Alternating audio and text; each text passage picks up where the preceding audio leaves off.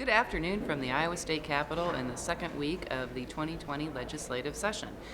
This may have been one of the 2 short weeks that we'll have this year because of Martin Luther King Day. Legislators did not come in, but it certainly felt like one of the busiest. We crammed an awful lot of work into 3 short days, and we're starting to see a lot of policy initiatives move forward. So this is really setting the stage for that first funnel deadline, which is about a month away. And that is the deadline where they clear out all the bills that they don't. They move forward things that they have a desire to continue to work on, and they shelve things that don't have enough support to move forward.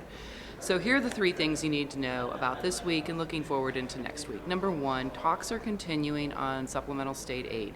I know that a lot of you probably had hoped that we would have some numbers out from both the House and the Senate, but I can guarantee you that today, while I was standing on the second floor, I saw multiple times legislators who are working on cutting that deal, walking back and forth between the House and Senate chamber with the appropriate staff people from the Appropriations Committee. That's a good sign. That tells us that they're having those discussions, and I think we should hear something early next week, hopefully the day that we have a lot of our members here with Day on the Hill.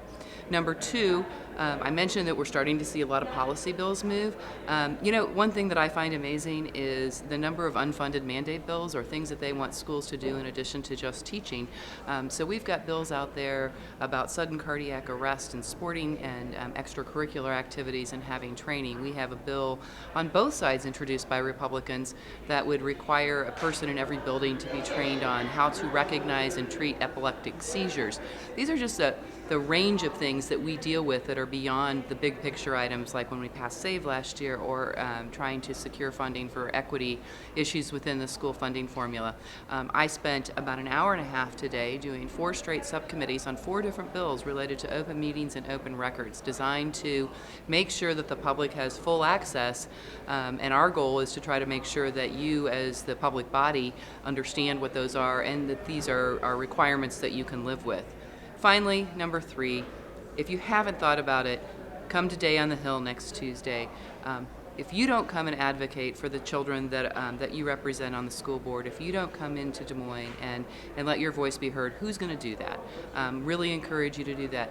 Phil and I are here at the Capitol. You pay us to be here at the Capitol, but the words that you have and the message that you send has so much more meaning because you vote locally and because you are the one who is in charge of overseeing the educational opportunities for the children in your school district. So please consider that and have a great weekend.